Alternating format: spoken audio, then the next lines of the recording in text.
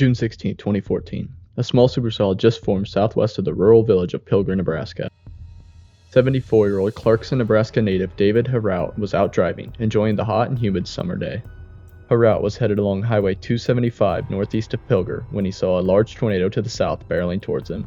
Herout quickly turned around and raced eastward to avoid the large tornado. Herout continued his rapid escape eastward for around 2 miles towards safety, or so he thought.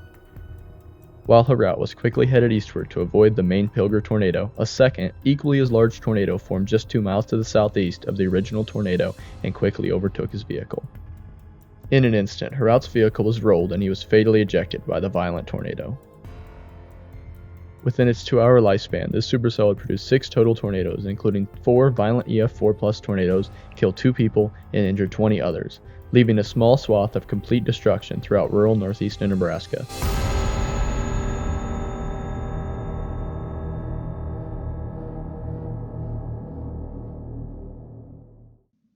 Days before the 16th, forecasters noted a potentially significant setup coming together over the Great Plains and Midwest. A strong upper-level trough was moving in from the Rockies, pulling warm, moist air from the Gulf. Surface dew points climbed into the low 70s across northeastern Nebraska, with temperatures reaching the mid-80s. This combination fueled extreme instability, with CAPE values soaring to 4,000 to 5,000 joules per kilogram. CAPE, or Convective Available Potential Energy, is a measurement of the instability of the atmosphere which leads to explosive thunderstorm development. Overhead, the jet stream was screaming, creating strong vertical wind shear, which is a key ingredient for rotating supercells and long-lasting storms. Photographs which track wind direction and speed with height showed tight, curved patterns, signaling increased risk for strong, long-track tornadoes. This event had a rare combination of both extremely potent summertime thermodynamics, which are instability and moisture, mixed with highly potent kinematics, which are wind shear and rotation, that is only seen in the highest-end tornado environments. By the morning of the 16th, the Storm Prediction Center, or SPC, had issued a moderate risk for severe weather, with a 10% significant risk of tornadoes.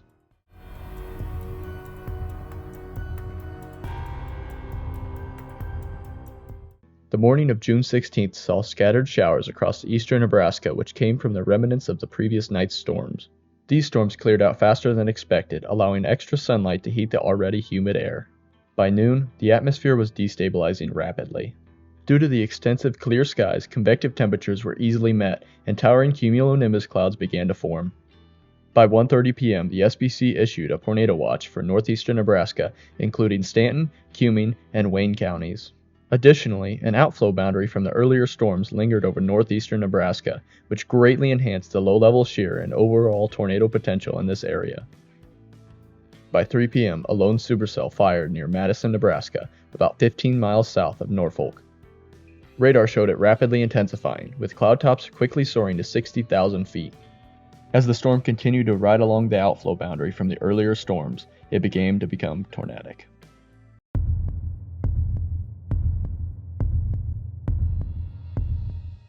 At 3:40 p.m., the first tornado touched down in an open field 8 miles south of Norfolk in Stanton County. This short-lived tornado was rated EF0 and caused minimal damage, mostly to trees. However, the supercell was just warming up. 3 minutes later, at 3:43 p.m., tornado number 2 formed 2 miles southwest of Stanton. Initially weak, it snapped trees and damaged barns at EF1 intensity. Soon after crossing the Elkhorn River, the tornado destroyed a farm at EF2 strength, then continued northeastward, removing the walls of 2 homes at EF3, 165 mile-per-hour strength. As the tornado continued northeast, it intensified. Just south of 841st Road and 5 miles northwest of Stanton, the tornado damaged multiple homes at EF3 strength and leveled a home at EF4 strength, with winds estimated at 170 miles per hour. At this EF4 damage site, a car was thrown a quarter of a mile away, becoming almost unrecognizable after being mangled and folded into a ball.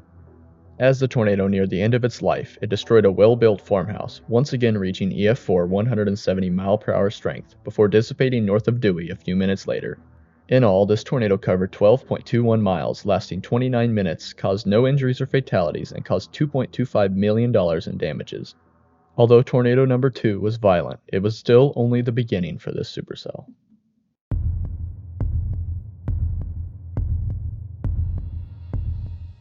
At 4 p.m., tornado number 3, or the main Pilger tornado, touched down 5.5 miles southwest of Pilger, displaying a violent multi-vortex structure, tearing through cornfields and obliterating outbuildings. As the main Pilger tornado crossed the Elkhorn River, it made a sharp turn northward towards the town of Pilger. As the tornado entered Pilger, the tornado intensified further. An unanchored home was swept away at high-end EF3 intensity, and a feed store north of the home was leveled.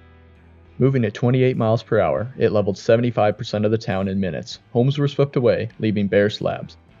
The Wisner Pilger Middle School lost only its top floor, and the St. John's Lutheran Church was obliterated, with only its bell tower still standing. Donovan Ellis, vice president of the Midwest Bank in Pilger, recalled the moment. "We heard a loud commotion outside the vault, then a louder noise. The floor started rumbling. When we stepped out, Main Street was gone." As the tornado crossed South Murray Street, it rapidly intensified to near high-end EF4 intensity. A well-constructed home on the street was swept away, and nearby homes were mostly leveled, leaving only a few interior walls standing. Nearly all the homes near the intersection of West Black Hills Road and South Murray Street were almost completely flattened. Unfortunately, around this time a 5-year-old girl was killed by the tornado. Around 4:13 p.m., while the main Pilger tornado leveled the small town, tornado number 4, dubbed Pilger East, formed southeast of the main tornado, almost paralleling its path. Together, the twins created a surreal, almost apocalyptic scene captured live by numerous storm chasers. Unfortunately, at this time, 74-year-old David Herout was killed when his car was flipped off the road by the eastern twin tornado. Both tornadoes continued to expand in size as they moved through the rural farmlands of Cumming County. The main tornado struck a farmstead along Highway 12 at mid-range EF2 intensity, ripping away a large part of the roof and leveling an outbuilding across the road. The main tornado then destroyed a barn at low-end EF2 intensity on 412 Road as the second tornado intensified to EF3, toppling and bending an electrical transmission line. At this point, both tornadoes were virtually paralleling each other. The second tornado then crossed directly in front of the main tornado near X Road, where it caused its most violent damage. A farmhouse was completely leveled with winds reaching 170 miles per hour, and several barns on the farmstead were completely swept away. Soon after crossing paths with the main tornado, the twin went straight north and quickly dissipated. The second Pilger tornado was on the ground for 17 minutes, traveled 11.5 miles, and had a peak width of 500 yards. Additionally, the twin caused $1.12 million in damages, unfortunately killed one person, and had a maximum wind speed of 170 miles per hour. However, even though the eastern twin had dissipated, the main Pilger tornado continued eastward. As the main Pilger tornado passed near St. Paul's Lutheran Cemetery, it entered Wayne County, causing additional tree damage. The tornado then abruptly intensified to high-end EF4 strength along 581st Avenue.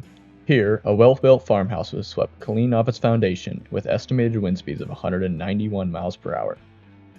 On January 23, 2025, Anthony W. Liza and the National Severe Storms Laboratory, along with Harold E. Brooks and Mackenzie J. Croca with the University of Oklahoma's School of Meteorology, published a paper to the American Meteorological Society where they stated that the main Pilger tornado was an EF5 candidate, specifically at this well-built farmhouse which received a rating of EF4 191 miles per hour. After destroying the farmhouse, the tornado made a sharp turn to the east, shrinking in size as the parent supercell began to recycle. The main Pilger tornado then accelerated in speed and rapidly intensified to mid-range EF4 for a final time as it struck another farmstead on 848th Road. This farmhouse was destroyed and swept away with estimated winds of 182 miles per hour. As the tornado began its rope-out phase, it gained speed and interacted with the developing Wakefield tornado, undergoing a Fujiwara effect. The Fujiwara effect is a phenomenon that occurs when two nearby vortices move around each other and close the distance between the circulations of their corresponding low-pressure areas. As the main Pilger tornado continued east, it became intense again, mangling a metal truss tower and demolishing an outbuilding on 849th Road before being absorbed into the now stronger and larger Wakefield tornado. In all, the main Pilger tornado was on the ground for 39 minutes, traveled 18.41 miles, and reached a peak width of 500 yards. Additionally, the tornado caused $14 million in damage, resulted in one fatality, and injured 20 people. The main Pilger tornado was the strongest tornado in the family, with a maximum wind speed of up to 191 miles per hour. However, the supercell was still not finished.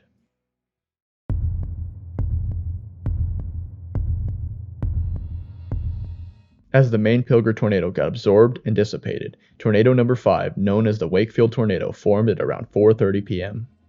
This heavily rain-wrapped tornado maintained EF1 and EF2 level strength for the first half of its life, staying mostly over rural areas.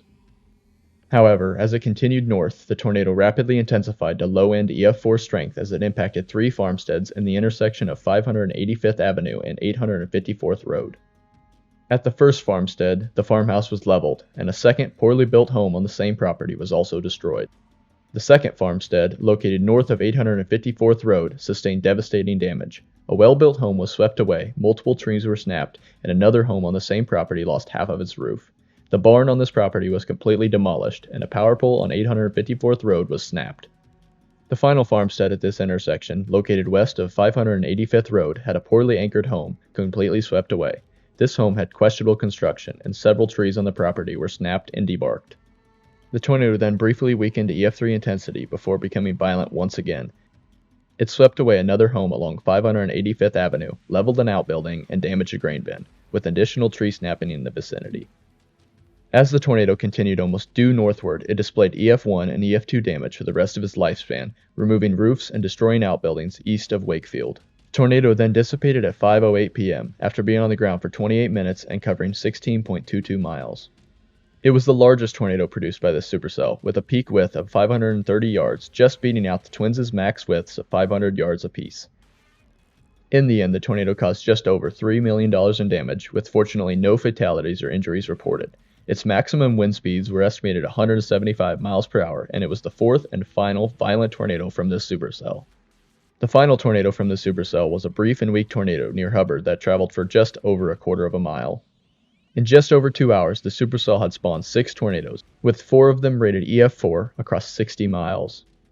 The event caused $20.92 million in damages, 20 injuries, and 2 fatalities. The small town of Pilger bore the main brunt, with 40 to 50 homes destroyed, and most of the town's core reduced to rubble.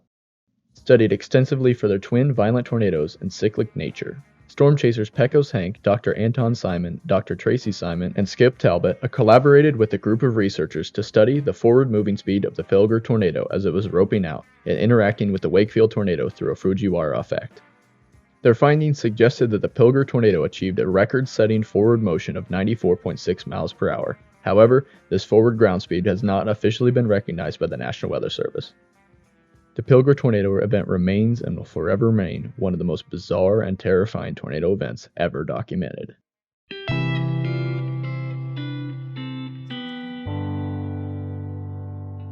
In the aftermath, Nebraska Governor Dave Heineman immediately declared a state of emergency and a shelter opened at Wisner-Pilger High School.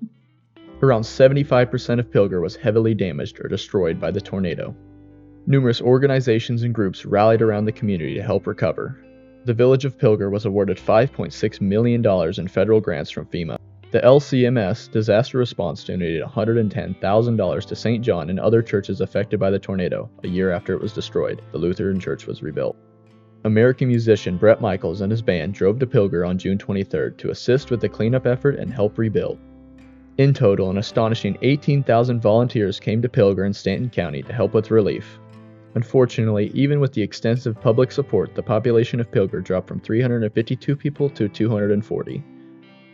However, by 2019, many homes were restored, but scars still remain to this day with numerous empty lots where structures once stood.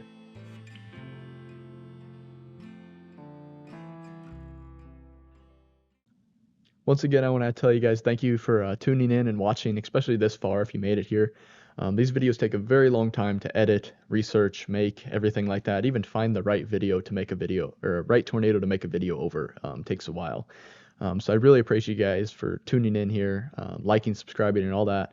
But yeah, thank you. If you are interested in becoming a channel member, that really helps support my mission for making these videos. I'm trying to make them every 2 weeks or so. But we'll see how that can continue over the summer. I might be able to make them more often, or depends on storm chasing, really. But yeah, really, I really appreciate you guys for tuning in here. Thank you guys for watching. Don't forget to like and subscribe. I'll see you guys next time. Goodbye. We got this rolling tornado right here. Very large tornado directly in front of us.